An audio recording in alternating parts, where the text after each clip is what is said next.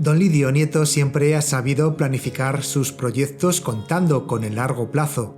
Precisamente, la paciencia y el método son virtud y requisito, indispensables ambos para aquellas grandes empresas que pretendan proyectarse en el futuro y dejar su huella en la memoria.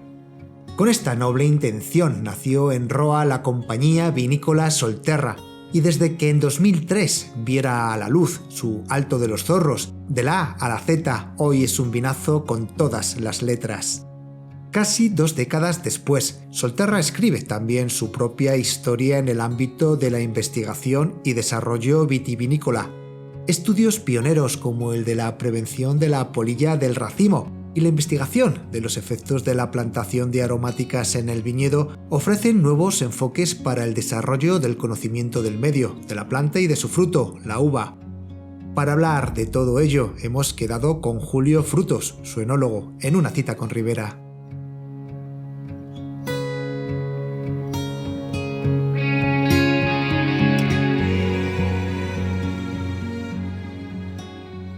Julio Frutos, bienvenido a una cita con Ribera. Muchas gracias, muchas gracias.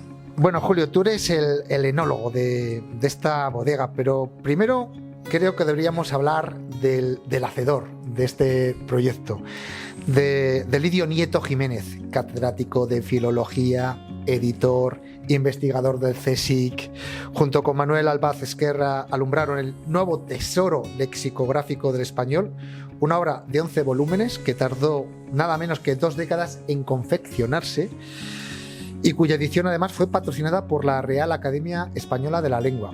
Bueno, esto lo he introducido porque me parece muy interesante y me parece bastante relevante, porque demuestra que Don Lidio tiene la visión a largo plazo, la paciencia y el método que requieren las empresas vitivinícolas que quieren o que pretenden proyectar a futuro y lograr esos vinos que conocemos como vinos memorables, ¿no? Efectivamente, Lidio es una persona, ¿qué le voy a decir yo? Para mí es un fenómeno, una persona que se cruzó en mi vida allá por los años 2004, 2005, 2006, y esa inquietud, esa seriedad, esas ganas de hacer cosas nuevas, esas ganas que tiene, que tú le ves, y es que tiene día a día unas ganas de aprender, de seguir investigando, de buscar cosas nuevas, inquietudes. A mí me asombra, a mí siempre es una persona que... Es un tipo muy inquieto. No, es una personalidad que te absorbe porque él piensas que ya lo tiene todo conseguido en la vida. Ha sido un gran catedrático de filología española, ha sido un gran empresario. Y dices, bueno, este hombre pues ya... No, él todavía quiere más. Y entra un poco en contacto. Él tiene en su momento, hace muchos años, una distribuidora en Madrid de vinos, y entonces ya se le mete el vino en las venas. Y su sueño pues era tener su bodega propia. ¿Y qué trae a un abulense como Lidio Nieto a la Ribera del Duero? ¿Y en qué punto del camino os conocéis vosotros, los dos? Bueno, él es abulense y él lleva siempre el ser de Ávila en su corazón y tal, pero yo diría que es una persona del mundo, porque ha viajado muchísimo, ha trabajado en muchos sitios, y entonces, claro, en esta manera que tiene de vivir, de conocedor, bueno, estar con él es un libro abierto, estás continuamente absorbiendo toda la información que él tiene y muchas veces ni te da tiempo, porque dices, las cosas que me ha contado este hombre no he sido capaz de absorberlas, ¿no? Pero además de eso, él es un hombre del mundo y ve, pues en el mundo del vino ve cultura. Y para Lidio todo lo que sea cultura lo introduce en su vida. Entonces, en su momento montó una pequeña distribuidora y luego más tarde pues tiene esa inquietud de tener su propia bodega. Entonces ya contactamos los dos en el año, ya seriamente, definitivamente, sobre el año 2006, y me cuenta un proyecto que a mí me parece maravilloso. A ver, con esa visión que tiene él de futuro, que tiene una visión de futuro tremenda. Sí que es verdad que muchas veces me dice, tenía que haber venido antes a la Ribera del Duero, pero bueno, ya en el 2006. Me imagino que sería un amante ya de la Ribera del Duero. Sí, claro, él distribuía de una bodega de vinos en Madrid, empezó a comprar vinos para distribuir de Ribera del Duero. Y entonces él, pues como le había metido el vino en las venas, quería hacer esto, me cuenta su proyecto. Y sobre todo hay una cosa que siempre me llamó mucho la atención, y es que él me dice, mira Julio, yo no soy corredor de 100 metros, yo soy corredor de fondo. Nosotros vamos a hacer un proyecto, vamos a marcar bien las bases, vamos a crear unos buenos cimientos y vamos a ir poco a poco, poco a poco. Él siempre me dice dos cosas: Julio, vamos a ver poco a poco y sobre todo equilibrio. Es su palabra preferida, equilibrio. Paciencia y equilibrio es fundamental para el mundo del vino. Sí, él me dice, hay que tener mucho equilibrio, vamos a ver despacio, vamos a ver los proyectos que tenemos y tal. Y bueno, me cuenta este proyecto, él adquiere en su momento alrededor de 30 hectáreas de viñedo. Me gustaban los viñedos que había adquirido, me hace una propuesta y entonces también, aparte de esa personalidad y esas ganas que puede ser de trabajar con Lidio, también me entra, o sea, me propone un caramelo y es que entré en el accionariado de forma pequeña aquí en la bodega y tal. Y claro, para mí eso es fundamental. ¿Entráis tú y tu mujer en el accionariado? Sí, yo y mi mujer, evidentemente. Hoy en día, sí, mi mujer está conmigo en este proyecto, yo llevo la parte técnica y ella también, pues todo el tema de visitas y... Bueno, pues ahora quiero que me cuentes quién es Julio Frutos. Cuéntame un poco tu trayectoria. Bueno, mi trayectoria, yo siempre me he definido como un joven veterano de la Ribera del Duero. Pero de Roa, además. De Roa, yo soy de Roa, yo soy de aquí, de Roa. En una época que, como todos, nos tenemos que ir a estudiar, vivo en Roa y bueno, dentro de muchísimos años espero que terminen mis días aquí también en Roa y en la Ribera del Duero.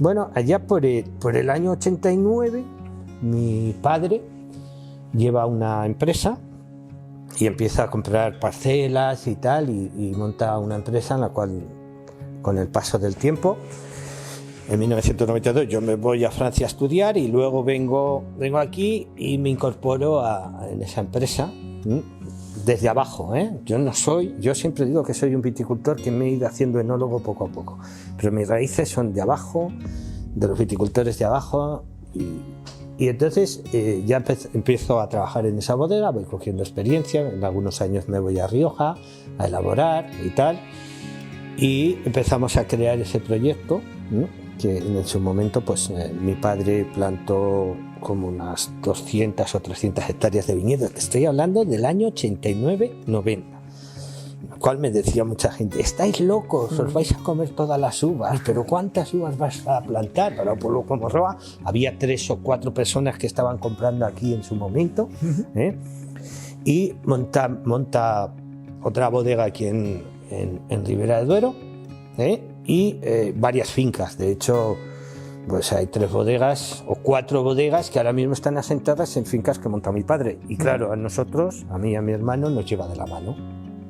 Y ya, pues es que es lo único que hemos hecho en nuestra vida, ha sido plantar viñedo y hacer vino. ¿Desde qué edad? ¿A qué edad empezaste? Bueno, pues yo 22 años. 22 años, ya. Sí, tengo ahí un pequeño problema, es que mi padre fallece cuando yo tengo 22 años y entonces mi hermano mayor y yo nos hacemos cargo de estos proyectos y nos metemos en este mundo y estamos ahí hasta que en el 2006 aparece Lidio.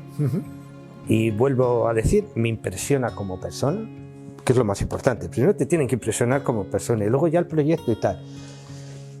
Y él me dice, mira, Julio, yo voy a dirigir la empresa, pero todo el proyecto técnico lo voy a poner en tus manos.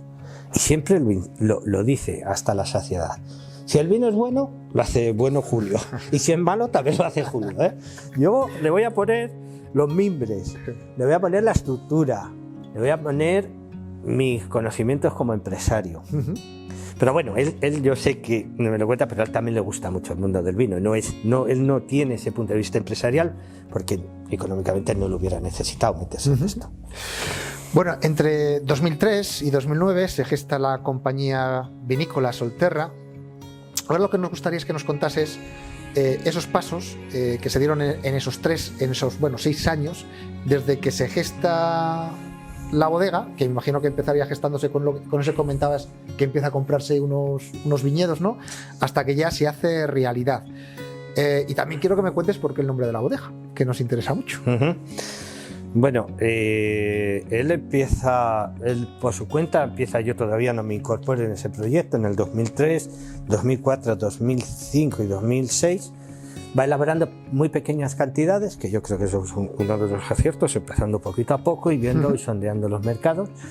Y va elaborando a maquila en otras bodegas y va sacando el vino al mercado y tal, y él va con el asesoramiento de otras 2 personas, y van formando lo que es la Bueno, marca. a maquila hay que también decir un poco, explicar lo que es, porque a lo mejor hay gente que no entiende el término. Bueno, pues hay un término aquí en esta bodega hay y en otras bodegas hay, pues son gente que quiere emprender y no construye una bodega ya directamente, sino que alquila una parte de esa bodega y elabora ahí, en esa parte de la bodega, elabora sus vinos y luego los empieza a comercializar. Así va subiendo, va subiendo, va subiendo, y ya en el año 2006 compra y adquiere 30 hectáreas de viñedo.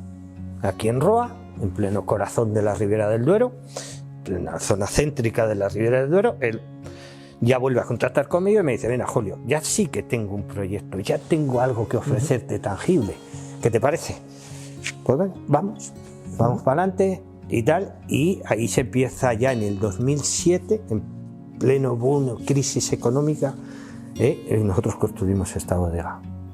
Entre el 2007 y el 2009, nada menos. Sí, de 2007 a 2009. Hay que tenerles, este hombre, hay que tenerles, no quiero ser grosero, para decir, no, y en ningún momento es una cosa que siempre nos transmite él. Las cosas pueden estar duras, pueden estar mal, pero él siempre nos transmite una serenidad y decir, bueno, bueno, vamos para adelante, vamos a ver. Pues yo decía: "Mira, Lidio, 2007, ponerte a hacer una bodega de estas dimensiones. No te preocupes, Julio, la vamos a hacer y la vamos a acabar". Y lo vamos, y así seguimos ahí, tiramos para adelante, y efectivamente luego el tiempo le va dando la razón. Una persona muy sabia, pues al fin y al cabo se ha hecho la bodega, tal, y aquí estamos funcionando. Se pasaron aquellos años que fueron muy duros, pues aquí estamos. Bueno, al final las historias de emprendimiento, y en el caso de las bodegas, pues bueno, esto es también como el clima, ¿no? Que tenemos momentos muy buenos y que nos hacen madurar muy bien, y otros muy malos que también nos hacen madurar. Por supuesto, yo siempre digo que como enólogo uno aprende en las cosechas más difíciles. Y claro, cuando todo viene bien, el clima viene bien, buena producción, bueno, en todo, casi sobramos los enólogos, porque esto es algo natural, que lo va haciendo. El tema es que el enólogo tiene que estar cuando las cosas vienen mal dadas. Y los empresarios como él, y con este cariño, pues es igual. O sea, ya cuando todo el aire va a favor, pues bueno, ellos mismos con su inercia van andando. Ahí donde se ven los verdaderos empresarios, cuando todo está en contra, ¿no? Bueno, entonces me imagino que la primera vez que se presentó el vino Alto de los Zorros sería cuando empezó haciendo los vinos a maquila, que tú entonces no estabas. Sí que me gustaría saber, en el momento ya que tú te reincorporas, cómo fue ese primer vino Alto de los Zorros que tú elaboras y cómo lo recibió el consumidor.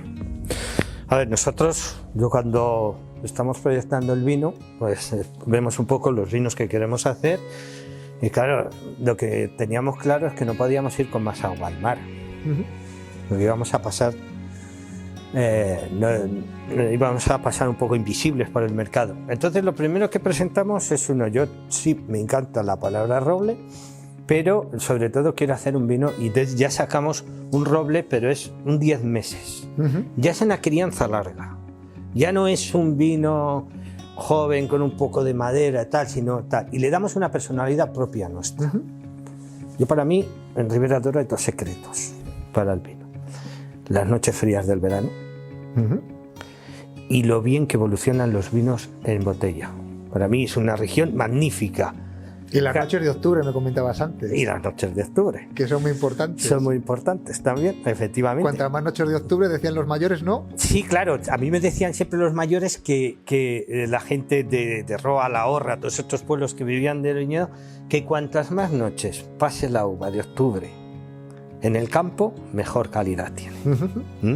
Y entonces, estos son vinos, sobre todo el primero que sacamos al mercado, es con mucha botella.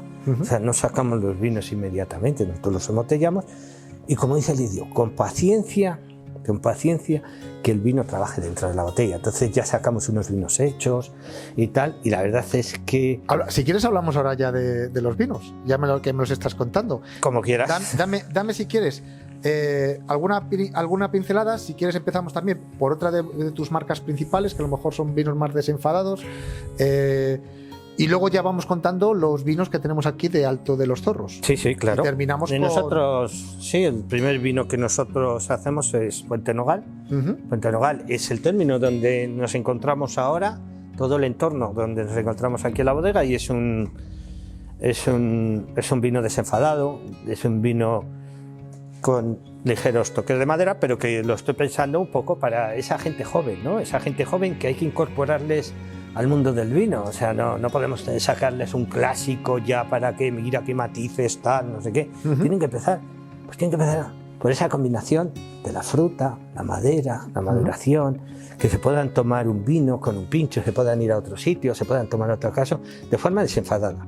Porque a veces picamos un poco de demasiado clásicos en el mundo del vino, pero el vino no es una cosa clásica, es una cosa que está en continuo movimiento, y por eso buscamos ese tipo de vinos un poco más frescos, ese tipo de vinos.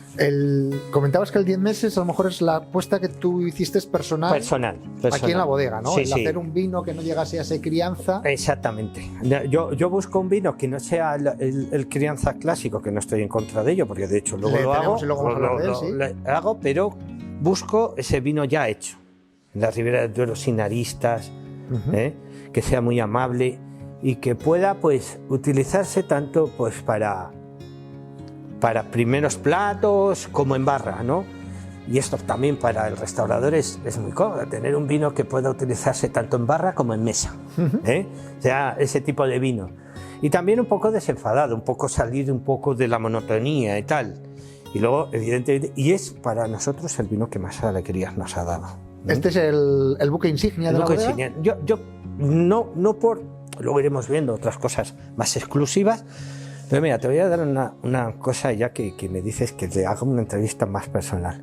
Este año nosotros conseguimos, yo creo que yo no sé si no hemos sido la bodega de Europa más laureada en los premios, porque tenemos el Gran Bacchus de Oro con el Sol Terroir, y el mismo Sol Terroir es oro en Bruselas. Otro vino que es el autor consigue la Gran Medalla de Oro en Bruselas. Y también me dan el oro en el 10 meses. Y claro, al principio dice, bueno, las dos medallas gordas estas, las dos un oro grandes. En un 10 meses está muy bien. Por eso, es que es lo que voy yo, es que a lo que voy. Claro, los otros vinos son vinos muy exclusivos. Casi te diría que me gusta más que ese gran oro, a lo mejor, que te dieron, que está muy bien también. Mi satisfacción fue mucho mayor con el 10 meses el oro que con los otros grandes medallas. Vino muy accesible. Exactamente, es que los otros tienen las mejores uvas, las mejores barricas y más tiempo del enólogo, porque hay que decir, les cantamos una jota por la mañana, otra por la tarde y alguna por las noches antes de irnos, si les apetece a los vinos se la cantamos también. En cambio, el 10 meses es el vino ese que tiene que luchar, ¿no? El que tiene que luchar, el que está en primera fila de batalla. Y claro, un vino con un límite económico también, no puedes decirte tal.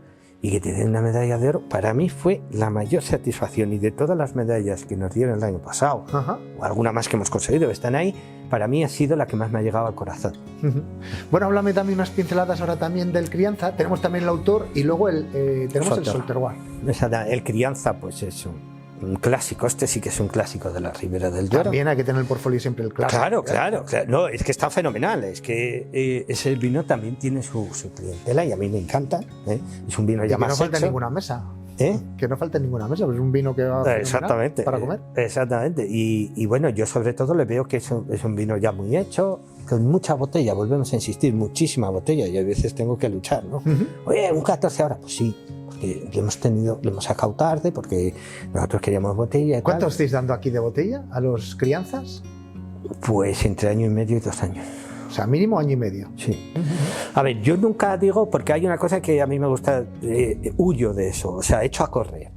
O sea, no me puedes decir cómo haces un vino, porque no lo sé. O sea, yo recibo las uvas y vamos catando. Y te dicen, ¿cuántos meses tiene tu crianza? Sé que tengo que cumplir los 12 meses mínimo, lo otro iremos viendo. ¿Cuántos meses o años de botella tiene tu vino? Iremos viendo.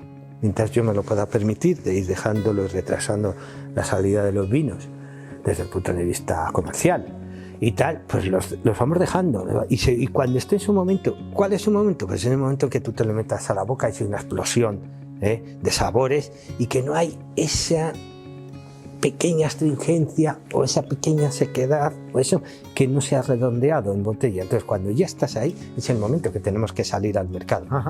Y es cuando nosotros sacamos. Luego está el autor, que podría sustituir a lo que es un reserva clásico aquí.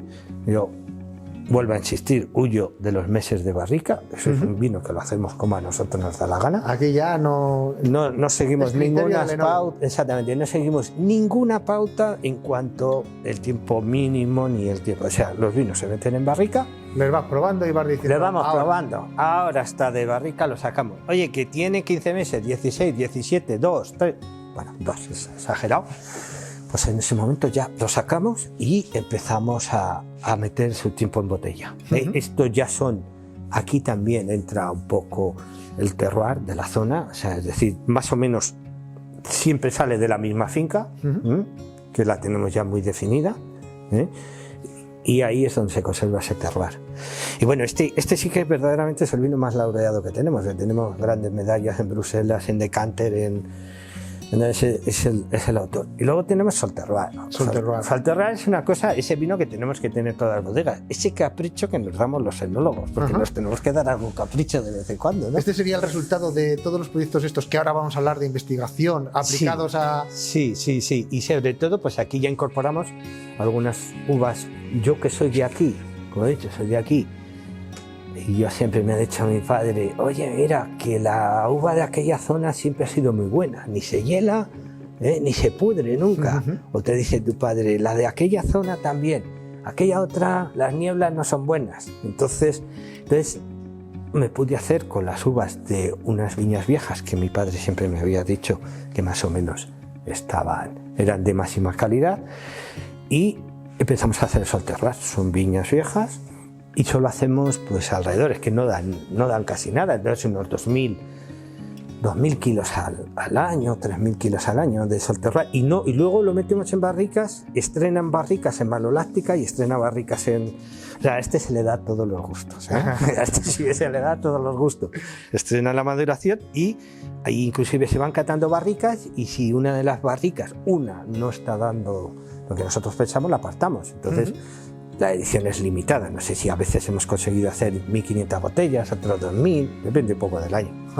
¿Sabes?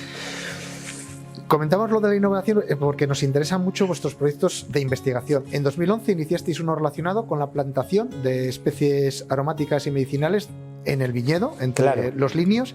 Cuéntanos un poco cuáles eran los objetivos de esta investigación y también cuáles fueron los resultados. Mira, nosotros esto viene, primero dos cosas, lo hemos apuntado al principio de la entrevista, y es que Lidio trabaja en el CSIC. Sí, esto es la investigación, imagínate, imagínate, la investigación la tiene metida en las venas. Y si no es poco...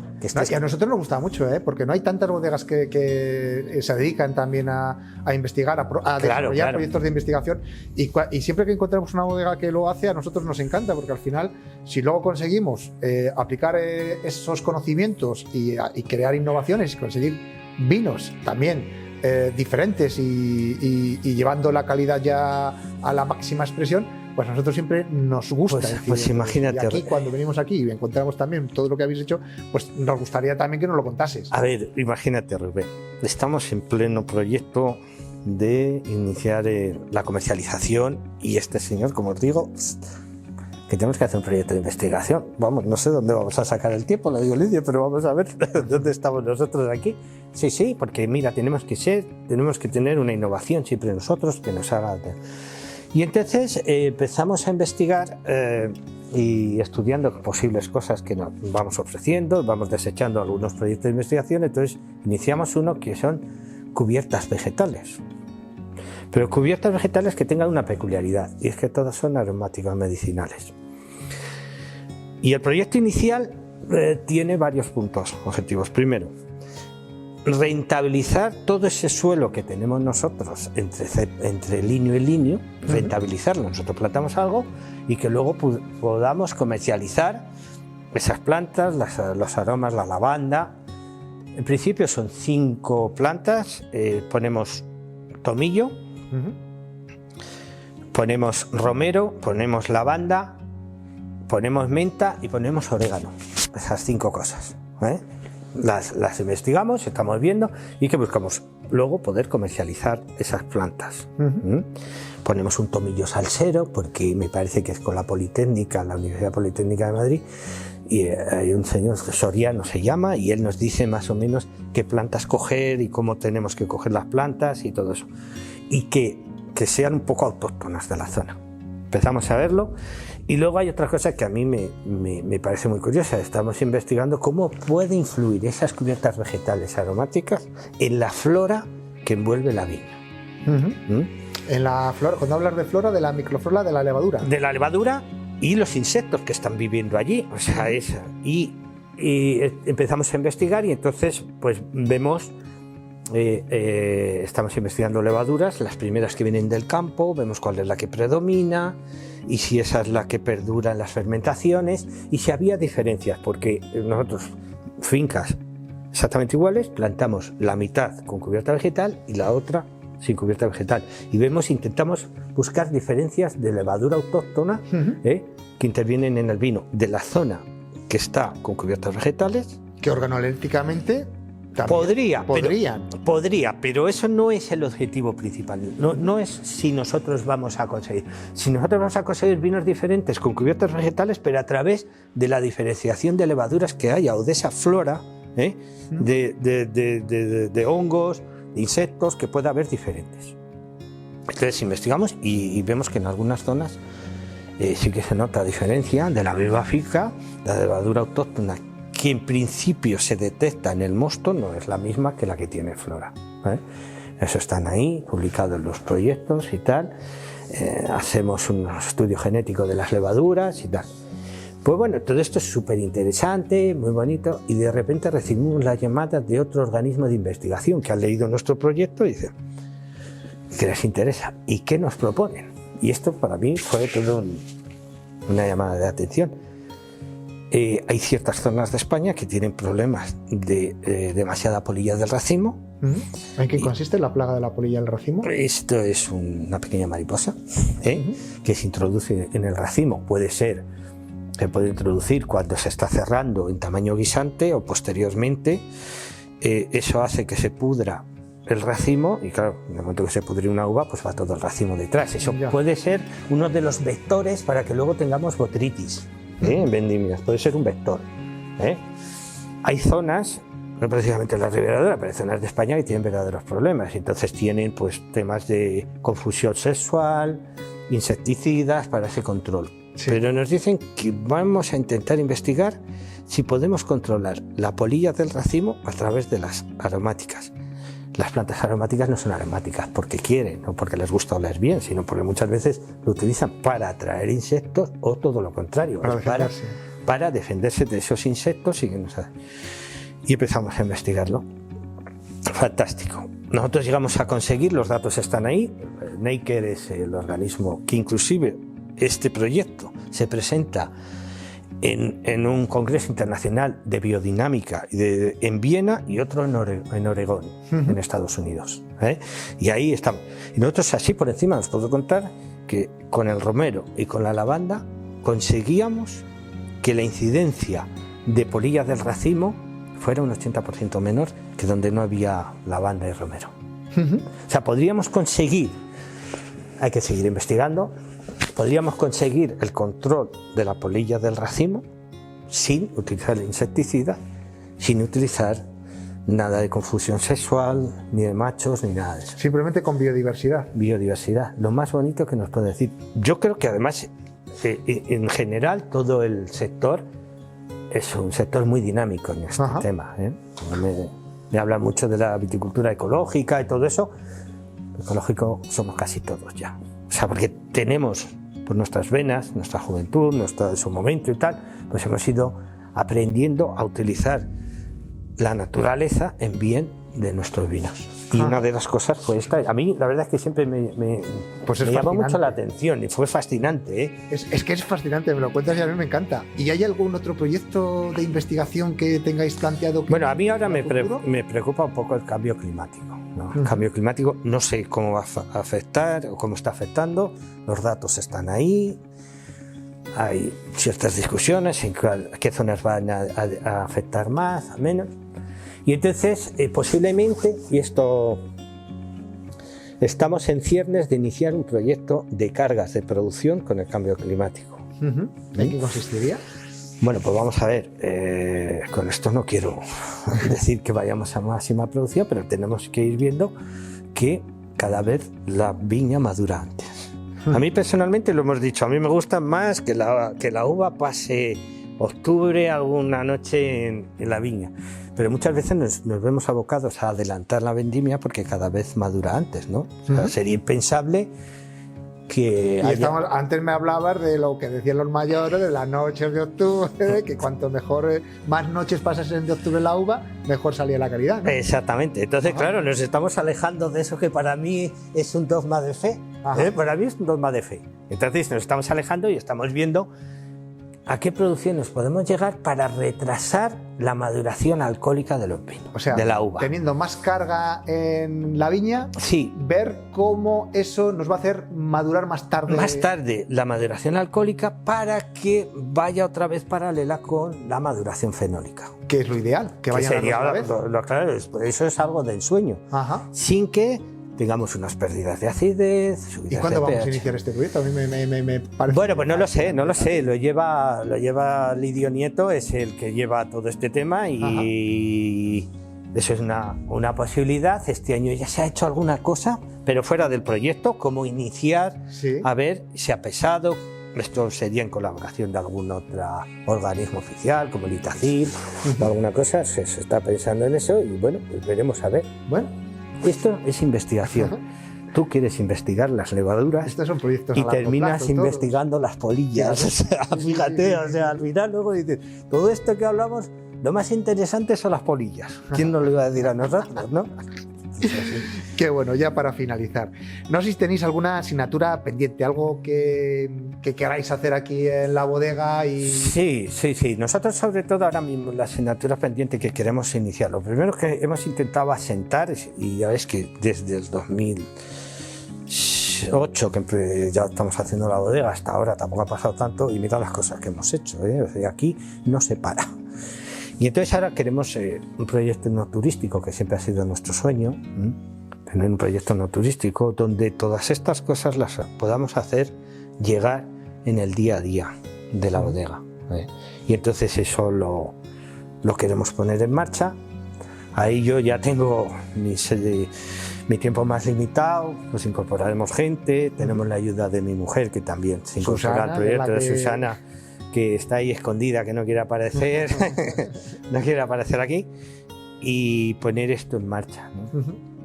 ¿Cómo? Pues no lo sé, estamos viendo. Pero el enoturismo lo que nos va a hacer, sobre todo, a lo mejor no es el gran volumen de ventas, no lo sé, puede ser, pero sobre todo ese hacer llegar el vino en el tú a tú. Yo estoy convencido, y yo he dado muchísimas visitas, que cuando tú das una visita a un grupo, te metes en el vino, y si de esos 10, que cada vez son más gente joven, los que quieren venir a disfrutar de la bodega, si de esos 10 hacemos 3 o 4 consumidores nuevos de vino, será todo un éxito para nosotros. Pero ya no como bodega, sino como a nivel general de todo el vino. Bueno, pues nada más. Le escuchaba decir a Lidio en una entrevista que los libros y el vino tienen algo en común, y es que invitan a la conversación, como esta conversación tan estúpida que hemos tenido tú y yo, y que eso siempre va a estar de moda. Así que espero que en el futuro estemos el vino, los vinos de esta compañía vinícola Solterra, Altos de los Zorros. AZ. Que ahora nos dijo por qué es AZ, porque empezamos en Altos de los Zorros, la marca, y al final todo el mundo nos conoce en AZ. Para un grupo como nosotros, donde la cultura está tan metida, la filología española y tal, pues como dice el Lidio, entre la A y la Z está todo el mundo comprendido. No hay nada que se salga de la A y de la Z. Pues así nos despedimos. Muchas gracias. Gracias a vosotros por poder transmitir al resto del público lo que son nuestras vivencias desde un punto de vista más personal, más íntimo. Y bueno, aquí nos tenéis para cuando necesitéis. Muchas gracias.